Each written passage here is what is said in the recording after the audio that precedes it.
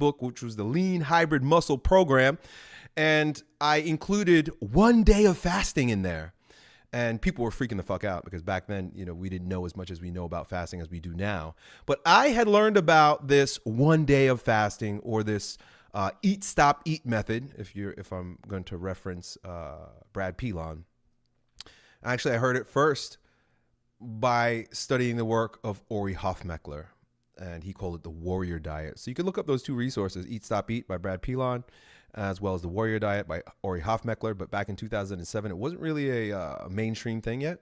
But I included it in the program because I knew that it was going to get people incredible results, body transformation results. And a few years later, when my YouTube videos started to become very popular, I implemented fasting once again for myself, 2 days a week. And that was when I was really lean back in like 2013, 2014. And because I knew just how powerful fasting was. So I was using it not for religious or spiritual or metaphysical gains at the time. I was doing it for straight up vanity, for looking good, because I knew I was going to be taking my shirt off on these videos. One of the things that's really fascinating is taking a look at all the before and after pictures on your website and on the man, it's mind blowing how quickly these people are going from obese to lean on your website and then your Instagram, man. So in order to get that kind of transformation through fasting, what do you recommend? I'm talking about obese people because those are the biggest transformations. What do you recommend they do? So, one thing for sure is consistency. So what I usually do if I'm coaching somebody, it's just, there's so many different fasting routines you can run on somebody. But let's say the average fat fucking female in the United States that's doing nothing. Like the average fat woman that is completely sedentary. What I would do with her is I would have her the very first fast. I would basically get her to do 72 hours minimum. Okay, so gun to your head, 72 hours. You're not going to die, okay? and then if she feels good at 72, 96 hours. If she feels good at 96, 120 hours, and so on and so forth until that first fast just finally taxes her.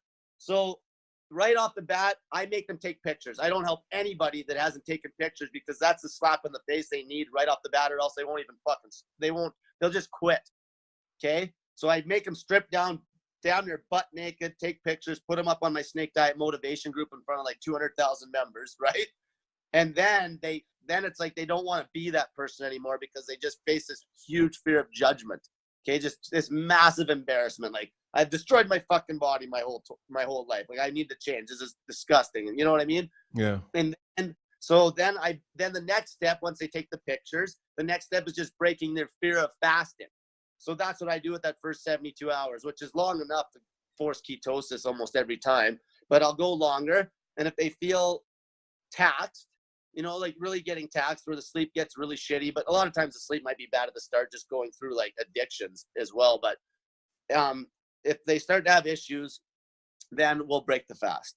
And then at that point, I'll get them to do some sort of a routine that's consistent to like actually get in check, because a lot of times what happens is people fucking yo-yo. Like, I've had women fast 12 days, 20 days, and then they just come off the fast and fuck it all up. So that's why I love people that actually could do one meal a day strict for like, say, a prolonged period of time, because those people are very easy to coach. Because if they've been doing one meal a day strict meaning actually watching calorie count and not overeating, I can take that person and bust them through a longer fast. And once they beat that fear of fasting, it's very easy for them to stick to like a 72-hour regimen. And then you're just melting fat like fucking crazy.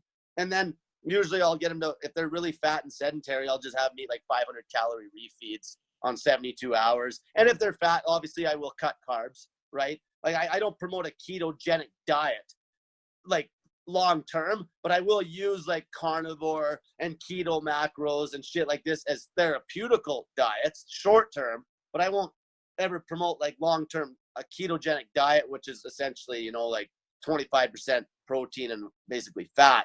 Like it's